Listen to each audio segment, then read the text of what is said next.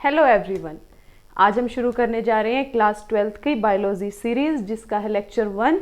और लेक्चर 1 में हम डिस्कस करेंगे chapter 1 which is reproduction in organisms. So let's start.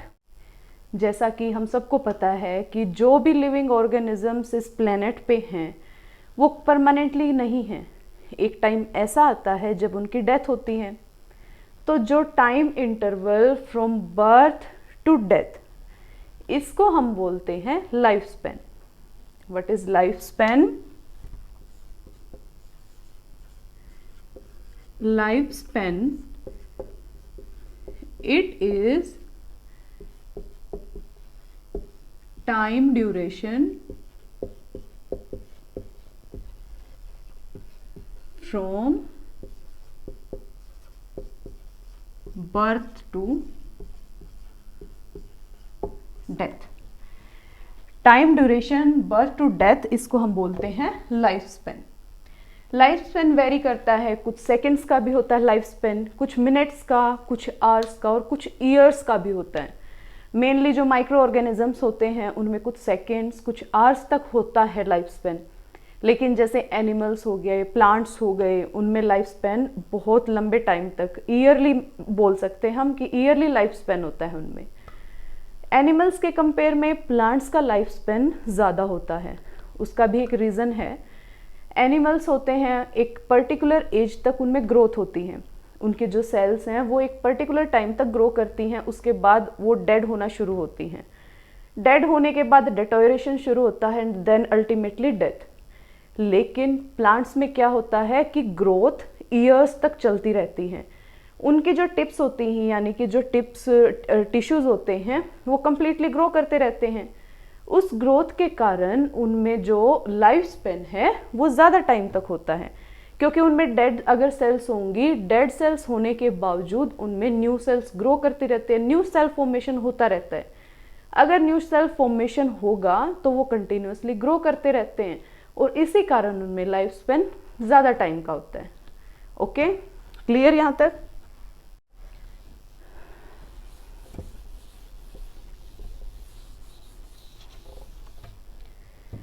अब हम डिस्कस करते हैं लाइफ स्पेन के कुछ स्टेजेस के बारे में। लाइफ स्पेन की मेनली 4 स्टेजेस होती हैं, जिसमें सबसे पहले आती है जुवेनाइलिटी, सेकंड होती है maturity, then ageing and senescence and ultimately the fourth stage is death. Okay, तो हम सबसे पहले स्टेजेस ऑफ लाइफ स्पेन, इसकी स्टेजेस कौन सी होती हैं? First, second, third and fourth. कहाँ से शुरू होता है? Juvenility, juvenility is the first stage, then comes to maturity, after maturity ageing comes, ageing and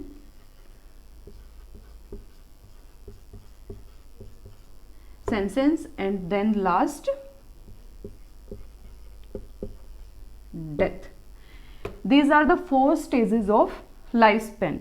First one is juvenility, then maturity, aging and senescence and last one is death. Okay, सबसे पहले हम बात करते हैं जुवेनाइलिटी के बारे में। जुवेनाइलिटी है वो होती है फर्स्ट स्टेज लाइफ स्पेन की। तो अभी जैसे हमने लाइफ स्पेन के बारे में पढ़ा था, लाइफ स्पेन कहाँ से शुरू होता है? बर्थ से। तो ये स्टेज बर्थ से शुरू होती है। Early stage of life Spain which starts from birth and कहाँ तक होती है? जब तक एक ऑर्गेनिज्म कैपेबिलिटी ऑब्टेन करता है रिप्रोड्यूस करने की। यानी कि juvenility, it is the stage from the birth of an organism up to when the organism attain the capability of reproduction. Clear? After that maturity. Maturity क्या होती है? जब लिविंग ऑर्गेनिजम्स रिप्रोड्यूस करना स्टार्ट करते हैं उस स्टेज को हम बोलते हैं मैच्योरिटी। क्लियर? मैच्योरिटी के बाद आती है एजिंग एंड सेंसेंस। एजिंग क्या होती है? एक पर्टिकुलर एज होती है जिसके बाद डिटोरेशन शुरू हो जाता है, मतलब सेल्स में सेल डिग्रेड होनी शुरू हो जाती हैं। उस स्टेज को, उस डिटोरेशन स्टेज को हम बोलते हैं ageing. Ageing and senescence, senescence हम किस चीज को बोलेंगे, जब एजिंग आ जाती है, यानी कि जब डिटोरेशन सेल्स का शुरू होता है उस टाइम हम उसको बोलते हैं एजिंग। लेकिन जब वो डिटोरेशन इरिवर्सिबल हो जाए, मतलब कि वो कंटिन्यूअसली डिग्रेड ही करती रहे, डिटोरेशन ही चलता रहे, उस स्टेज को हम बोलेंगे senescence. Okay, and then death. Death जब कंप्लीटली डिटोरेशन कंप्लीट होता है, यानी कि एक लिविंग बॉडी डिग्रेड हो जाती है, उसको हम बोलते हैं death. These are the 4 stages of life span. ये बेसिस होता है लाइफ स्पेन। हम रिप्रोडक्शन अगर पढ़ेंगे तो उसमें लाइफ स्पेन बहुत इंपॉर्टेंट है, क्योंकि ये स्टेजेस ही हम पढ़ते जाएंगे, जैसे जुवेनाइलिटी, मैच्योरिटी, एजिंग, डेथ। हम इनको ही, इन्हीं वर्ड को यूज करेंगे आगे पूरे चैप्टर में, इसीलिए सबसे पहले हमने ये डिस्कस किया है। ओके, क्लियर यहां तक?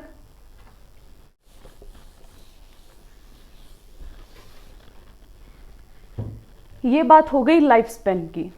लाइफ स्पेन हमने डिस्कस कर लिया, स्टेजेस डिस्कस कर ली कि जब अटेन करनी शुरू, कैपेबिलिटी जब शुरू होती है रिप्रोडक्शन अटेन करने की, तो उसको हम बोलते हैं जुवेनाइलिटी। जब वो कंप्लीटली रिप्रोड्यूस करना स्टार्ट करता है तो उसको बोलते हैं मैच्योरिटी। लेकिन रिप्रोडक्शन बोलते किसको हैं? रिप्रोडक्शन होता क्या है? हम सिंपल लैंग्वेज में अगर देखें तो लिविंग ऑर्गेनिजम्स जब अपने काइंड की सेम कॉपीज को मेक करते हैं, बनाते हैं, प्रोड्यूस करते हैं, उस चीज को हम बोलते हैं reproduction. What is reproduction? It is the process by which living organism make their copy of its own kind. कि अपने जैसी ही कॉपीज जब लिविंग ऑर्गेनिजम्स बनाते हैं तो उसको बोलते हैं रिप्रोडक्शन। रिप्रोडक्शन लाइफ का मेन बेस होता है, जैसे कि आप लोगों ने सुनी है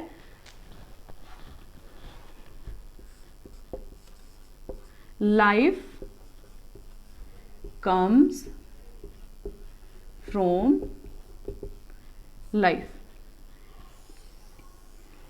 ये लाइन आपने पढ़ी भी होगी और सुनी भी होगी कि लाइफ कम्स फ्रॉम लाइफ, कि लाइफ दूसरी लाइफ से ही आती है। तो इसी चीज को हम बोलते हैं रिप्रोडक्शन। और रिप्रोडक्शन हर एक लिविंग ऑर्गेनिजम्स की एक कैरेक्टरिस्टिक होती है, क्योंकि वो अपने काइंड की जब सेम कॉपीज बनाते हैं तब ही पॉपुलेशन इंक्रीज होती है। Population increment. पॉपुलेशन इंक्रीमेंट के लिए reproduction is the base. Clear? Reproduction के अब पार्ट्स के बारे में बात करते हैं कि रिप्रोडक्शन के पार्ट्स कौन कौन से होते हैं। रिप्रोडक्शन कितने टाइप्स का होता है? बेस हमने पढ़ा है थोड़ा बहुत कि रिप्रोडक्शन 2 टाइप्स का होता है, mainly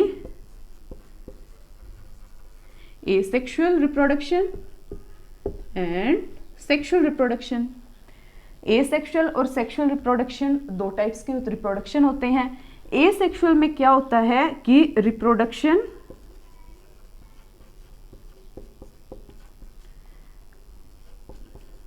other than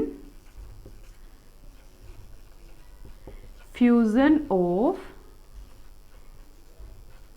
sex gametes. Asexual reproduction कौन सा होता है? वो रिप्रोडक्शन जो सेक्स गैमेट्स के फ्यूजन के अलावा किसी भी टाइप से होता है, उसको हम बोल देते हैं asexual reproduction. And sexual reproduction, reproduction by the fusion of sex gametes, इसको हम बोल देते हैं सेक्सुअल रिप्रोडक्शन।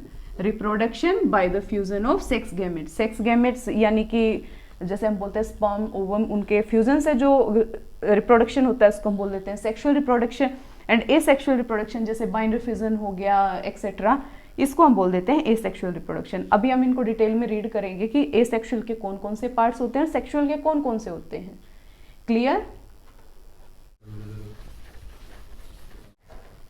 अब हम डिस्कस करते हैं एसेक्सुअल रिप्रोडक्शन के बारे में।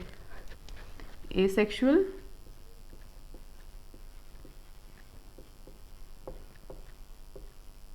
Reproduction,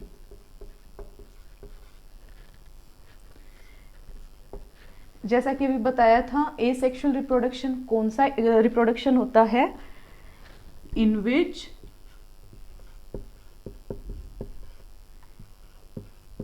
new offsprings produced without the formation and fusion of gametes। Asexual reproduction कौन सा होगा? In which new offsprings produce without the formation and fusion of gametes, जिसमें न्यू ऑफस्प्रिंग्स अपने पेरेंट्स से प्रोड्यूस होते हैं without the formation and fusion of gametes. कि asexual reproduction में कोई भी गैमेट्स की ना तो फॉर्मेशन होती है, अगर फॉर्मेशन ही नहीं होगी तो फ्यूजन नहीं होगा। इसमें गैमेट्स की फॉर्मेशन नहीं होती है तो इसको हम बोलते हैं एगैमोजेनेसिस और एगैमोजेनी। एगैमोजेनेसिस यानी कि a without gamete formation, agamogeny without fusion of gametes. Okay, ये नेम्स एसेक्सुअल रिप्रोडक्शन के अच्छी तरह से लर्न कर लेना, हाईलाइट कर लेना अपने नोट्स में। अच्छा, विदाउट द फॉर्मेशन और फ्यूजन ऑफ गैमेट्स होती है तो इसमें सिंगल पेरेंट इन्वॉल्व होगा या डबल पेरेंट्स होंगे?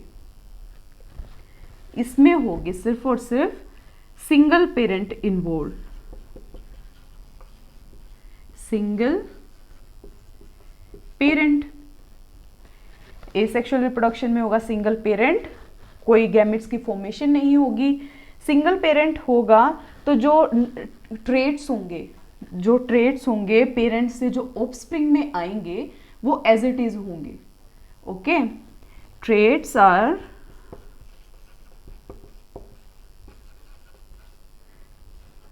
Same as of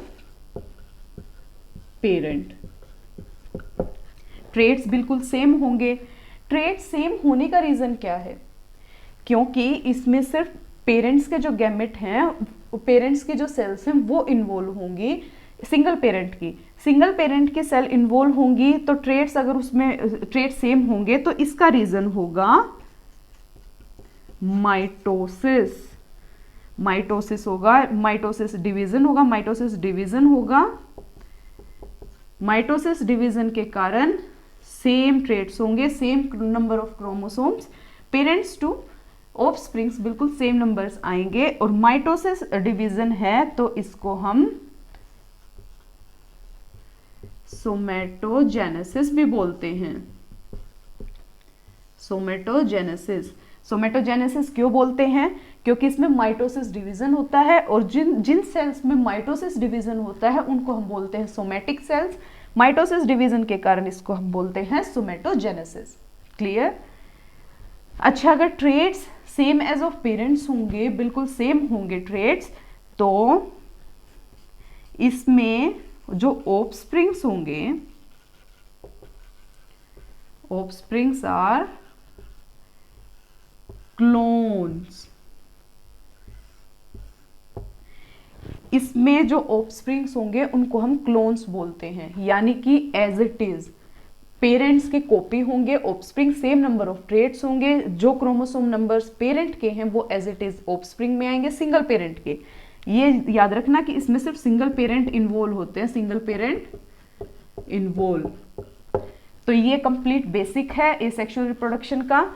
asexual reproduction किसको बोलते हैं? In which new offsprings produce without the formation and fusion of gametes, and asexual reproduction is also known as agamogenesis or agamogeny। ठीक है। In asexual reproduction single parent involves and single parent involve होते हैं तो traits are same as of parents. Traits same क्यों होंगे? Because of mitosis division. Mitosis division के कारण chromosome number as it is parent के ऑफस्प्रिंग में आ जाएंगे। क्रोमोसोम सेम होंगे तो ट्रेट सेम होंगे। माइटोसिस डिवीजन के कारण इसको हम सोमेटोजेनेसिस भी बोलते हैं, और सोमेटोजेनेसिस होती है, माइटोसिस होता है, ट्रेट सेम होते हैं, इसीलिए offsprings are clones of their parents, clones of their parent, single parent. Okay, तो ये है कंप्लीट एसेक्सुअल रिप्रोडक्शन। अब हम one by one asexual reproduction के सारे टाइप्स रीड करते हैं, सारे टाइप्स को डिस्कस करेंगे अभी। अब एसेक्सुअल रिप्रोडक्शन में हम सबसे पहले डिस्कस करेंगे, फर्स्ट टाइप होगा बाइनरी फिजन। फिजन क्या होता है? फिजन का मीनिंग क्या होता है? ब्रेकडाउन। फिजन का मीनिंग होता है ब्रेकडाउन। तो बाइनरी फिजन, बाइनरी यानी कि टू, फिजन, बाइनरी फिजन वो रिप्रोडक्शन होता है जिसमें पेरेंट सेल टू में डिवाइड हो जाती है, right. The reproduction, the asexual reproduction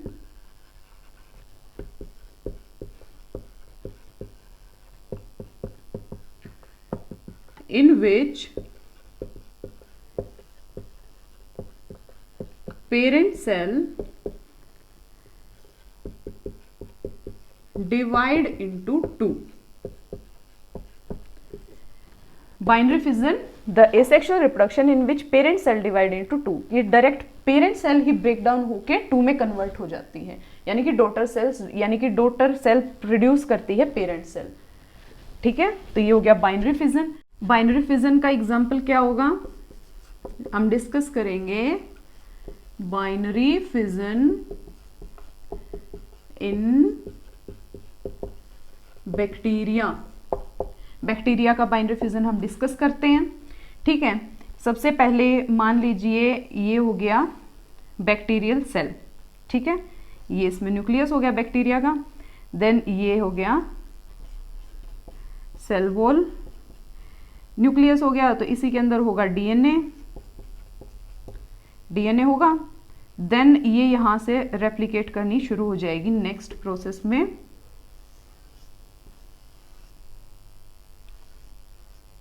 ये यहां से रेप्लिकेट होनी शुरू हो जाएगी ये न्यूक्लियर डीएनए।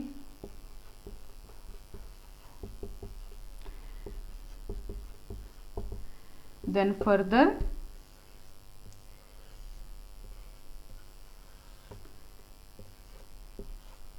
दो डॉटर सेल, मतलब एक तो इसमें पेरेंट सेल ही दो डॉटर सेल में डिवाइड हो जाएगी। इसमें हम किसी को डिस्टिंग्विश नहीं कर सकते कि इसमें पेरेंट कौन सा है, डॉटर कौन से है।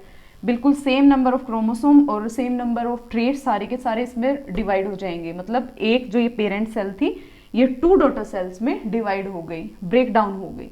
ओके, अच्छा, बैक्टीरिया में जो बाइनरी फिजन है वो होता कैसे है? जैसे कि अभी आपको दिखाया था कि न्यूक्लियोइड डीएनए होता है, सेल वॉल होती है। जो दो न्यूक्लियोइड डीएनए होता है उसमें जो क्रोमोसोम्स और साइटोप्लाज्म होता है वो एक्सटेंड करना शुरू कर देता है।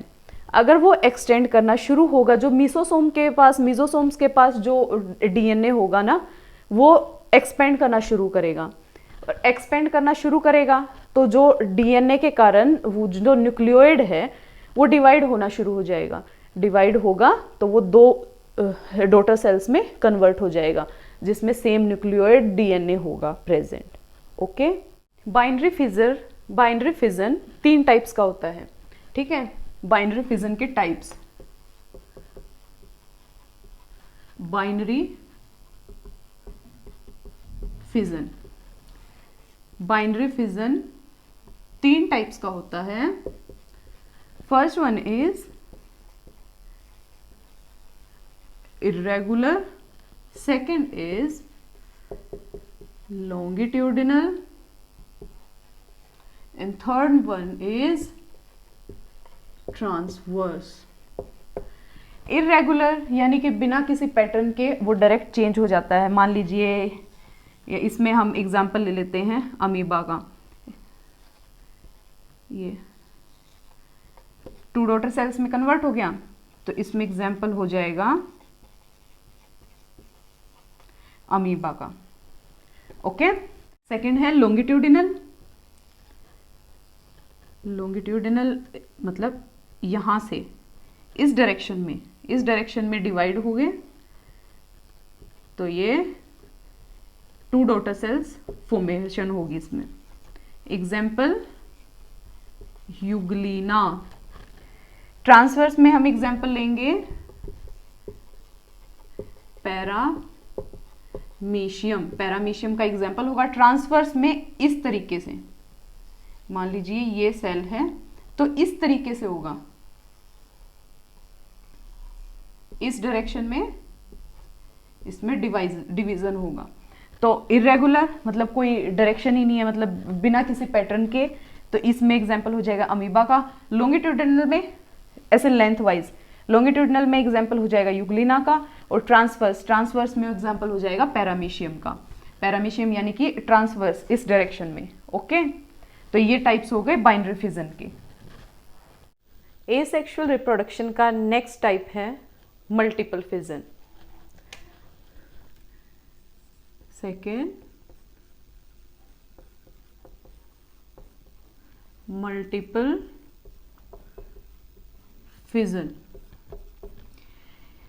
जैसा कि हमने अब इससे पहले पढ़ा था बाइनरी फिजन के बारे में। बाइनरी का मतलब था 2, जिसमें पेरेंट सेल 2 डॉटर सेल्स में डिवाइड हो रही थी। लेकिन ये है मल्टीपल फिजन। मल्टीपल यानी कि मैनी टाइम्स। इसमें parent cell multiple daughter cells में कन्वर्ट होती हैं, उसको हम बोलते हैं multiple fission. What is multiple fission? The asexual reproduction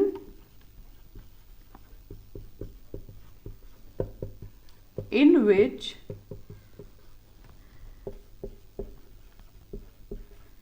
parent cell divide into many daughter cells.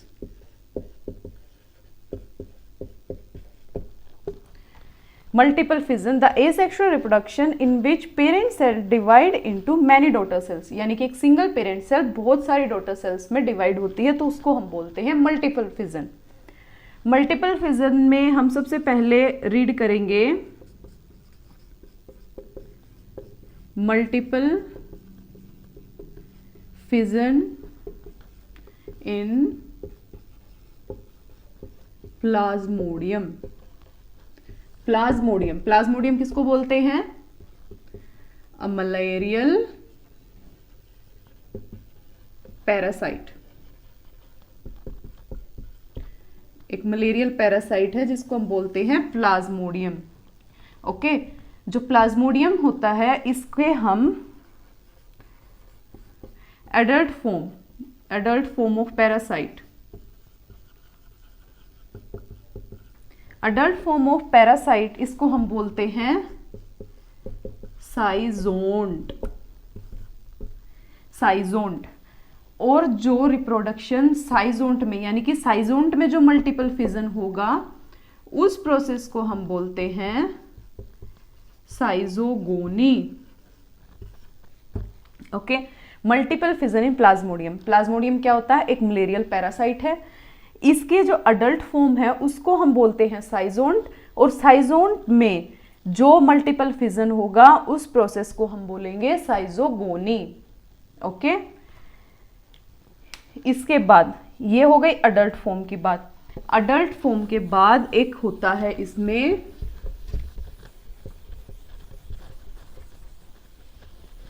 Adult form के बाद आता है एक एंसेस्टर जाइगोट।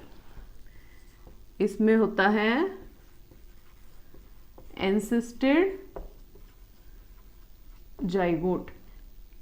ये भी एक प्लाज्मोडियम की फॉर्म है, प्लाज्मोडियम का फॉर्म। ये एंसिस्टेड जाइगोट क्या होता है? वैसे हम सब पढ़ते हैं जाइगोट होता है सर्कुलर फॉर्म में, मेनली होता है सर्कुलर फॉर्म में, लेकिन एंसिस्टेड जाइगोट हम किसको बोलेंगे? जब वो ऐसे वोम लाइक, जैसे एक वोर्म होता है ना, वोम लाइक, जब ये ऐसा हो जाएगा ना, तब हम इसको बोलते हैं एंसिस्टेड जाइगोट। अब ये एंसिस्टेड जाइगोट क्या होता है? ये मान लीजिए प्लाज्मोडियम की सेल के अंदर है, ये सेल के अंदर है, तो ये इजीली इस सेल वॉल को रप्चर कर देगा और बाहर निकल जाएगा।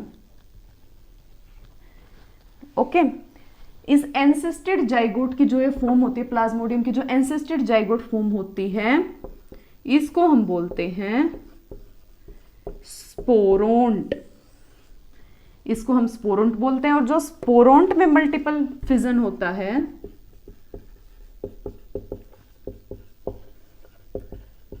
मल्टीपल फिजन इन स्पोरोंट, इसको बोलेंगे हम स्पोरोगोनी। ओके, स्पोरोगोनी हो गया।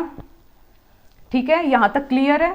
एंसिस्टेड जाइगोट, ये भी एक वोम लाइक स्ट्रक्चर होती है प्लाज्मोडियम की, और इस एंसिस्टेड जाइगोट को हम बोलते हैं स्पोरोंट, और स्पोरोंट में जो मल्टीपल फिजन होता है उस प्रोसेस को हम बोलते हैं स्पोरोगोनी।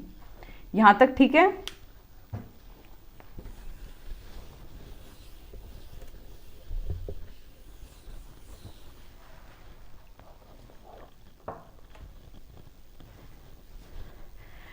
अब हम डायग्राम के थ्रू समझते हैं मल्टीपल फिजन को। मान लीजिए ये प्लाज्मोडियम है, ये प्लाज्मोडियम हो गया, ये इसकी सेल हो गई, ये इसका हो गया न्यूक्लियस, और यहां पे ये हो गया साइटोप्लाज्म। ठीक है, साइटोप्लाज्म। अब इसके बाद क्या होगा? सेल के अंदर जो ये न्यूक्लियस है, ये न्यूक्लियस डिवाइड होना शुरू हो जाएगा। मान लीजिए ये रप्चर हो गया, रप्चर होने के बाद जो इसमें क्रोमोसोम होते हैं, ये यहाँ पे साइटोप्लाज्म है, ये क्रोमोसोम यहाँ बाहर रिलीज होने शुरू हो जाते हैं। ठीक है, ये क्रोमोसोम बाहर आ गए। इसके बाद क्या होगा? यहाँ पे डॉटर न्यूक्लियाई फॉर्म हो जाएंगे। यहाँ पे ये सिंगल न्यूक्लियस था, यहां पे ये सिंगल न्यूक्लियस है,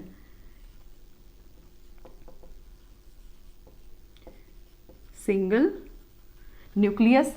न्यूक्लियस डिवाइड किस कारण होता है? सबसे पहले सेल में न्यूक्लियस ही क्यों डिवाइड होता है?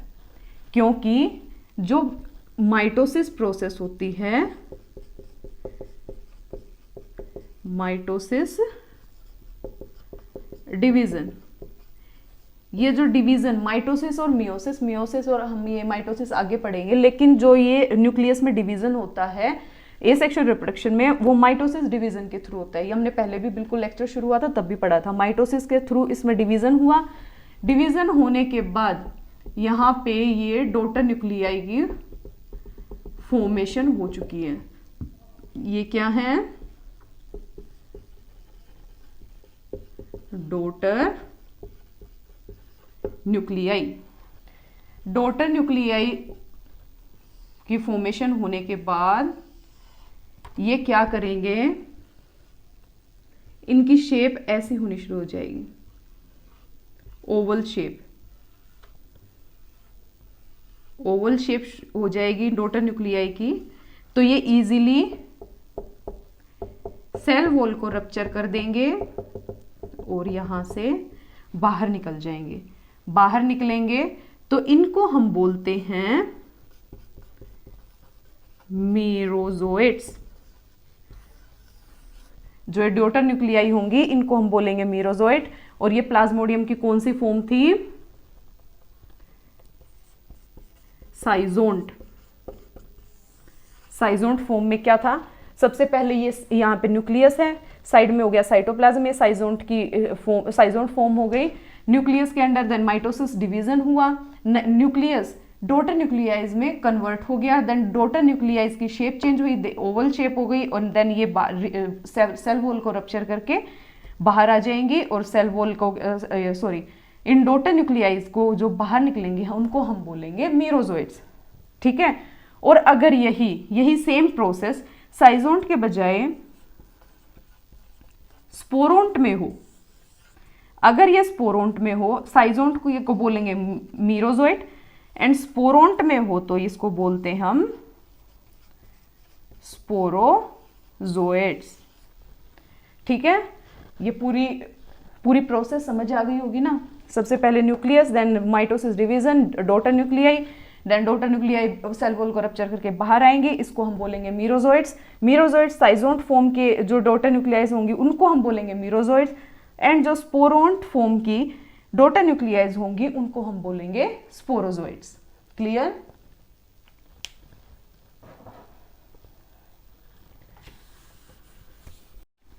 अब इसी में हम बात करते हैं multiple fission in amoeba. Multiple fission in amoeba. Multiple fission जैसा कि हमने अभी पढ़ा था, मल्टीपल में यानी कि जो अमीबा की पेरेंट सेल होगी वो मैनी अमीबा डॉटर सेल्स में कन्वर्ट हो जाएंगी। ये तो सिंपल सी लैंग्वेज है, लेकिन इसमें जो डॉटर न्यूक्लियाइज होंगी, डॉटर न्यूक्लियाई होंगी, वो एक लेयर के थ्रू कवर अप होती हैं, कवर्ड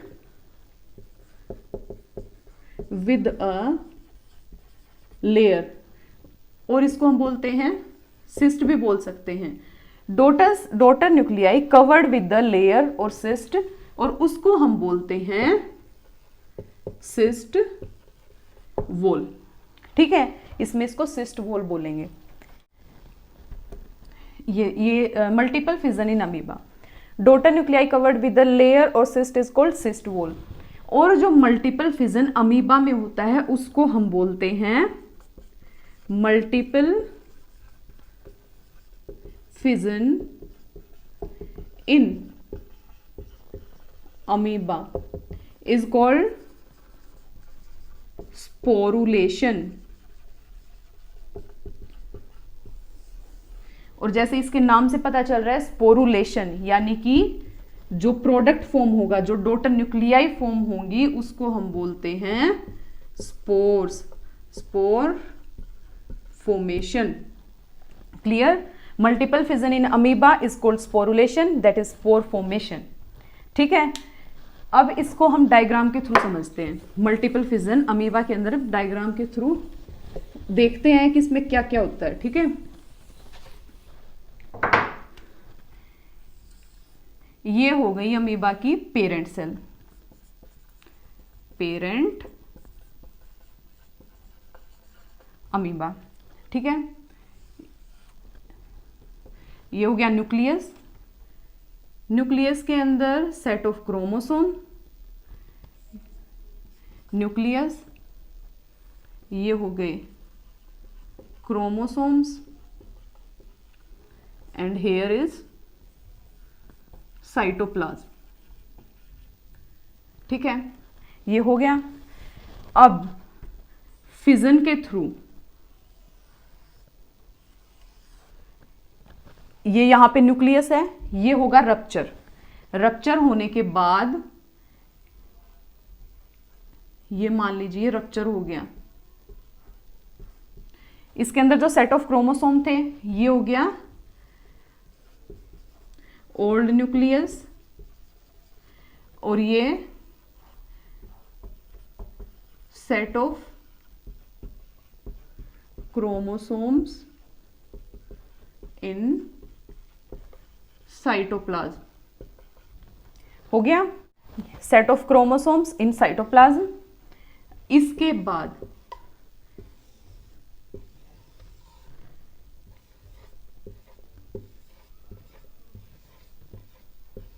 ये बन गई है डॉटर सेल।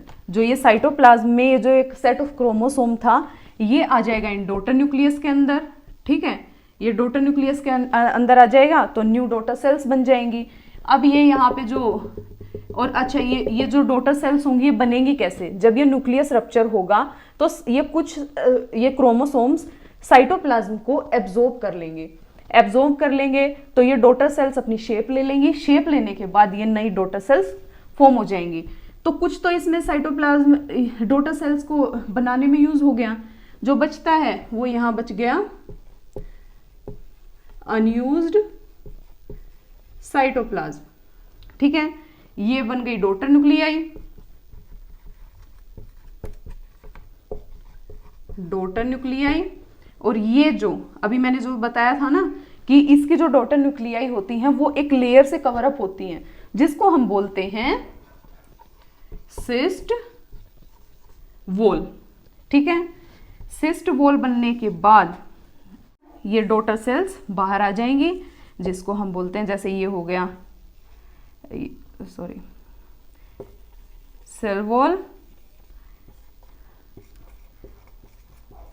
Nucleus, cytoplasm. जो सिस्ट वॉल होगी वो यहां, ये हो गया सिस्ट वॉल, और ये हो गया अमीबा। ठीक है, क्लियर? ये हो गया पेरेंट अमीबा। पेरेंट अमीबा का ये यहाँ साइटोप्लाज्म, ये न्यूक्लियस, एक क्रोमोसोम हो गए। देन ये डिवीजन के थ्रू ये जो न्यूक्लियस होगा ये डिवाइड होगा, तो ये ओल्ड सेट हो गया न्यूक्लियस में, जो ओल्ड सेट हो गया क्रोमोसोम्स का, और ये कुछ सेट्स ये क्रोमोसोम्स के साइटोप्लाज्म में रिलीज हो जाएंगे। देन ये न्यू डॉटर सेल्स होंगी, ये बन जाएंगी। डॉटर सेल्स की फॉर्मेशन होती कैसे है? ये जो सेट ऑफ क्रोमोसोम्स हैं ये साइटोप्लाज्म के साथ मिक्स हो जाएंगे, मतलब एब्जॉर्ब कर लेंगे साइटोप्लाज्म को। अगर ये सेट ऑफ क्रोमोसोम साइटोप्लाज्म को एब्जॉर्ब कर लेंगे तो देन ये अपनी शेप ले लेंगी, और शेप लेने के बाद ये बाहर आ जाएंगी। जैसे इनकी सिस्ट वॉल की फॉर्मेशन होती है। मल्टीपल फिजन अमीबा में एक यही एक्सेप्शन होता है कि जो सिस्ट वॉल है ये फॉर्म होती है, और जो इसको हम, ये जो डॉटर सेल्स होंगे ना, इनको हम बोलेंगे स्पोर्स। ठीक है, ये जो जैसे ये डॉटर सेल हो गई ना, इसको हम बोलेंगे स्पोर्स। और जो ये फॉर्मेशन है कि ये बाहर आएंगी, इस प्रोसेस को हम बोलते हैं स्पोरुलेशन। स्पोरुलेशन हो जाएगा तो ये डॉटर सेल यानी कि स्पोर फॉर्मेशन हो जाएगी। ये डॉटर सेल का न्यूक्लियस हो गया, सेल वॉल, साइटोप्लाज्म, और इसके अंदर ही सेट ऑफ क्रोमोसोम। तो ये था मल्टीपल फिजन इन अमीबा। ठीक है, यहां तक सब क्लियर? अब इसके बाद आता है budding, spore formation and vegetative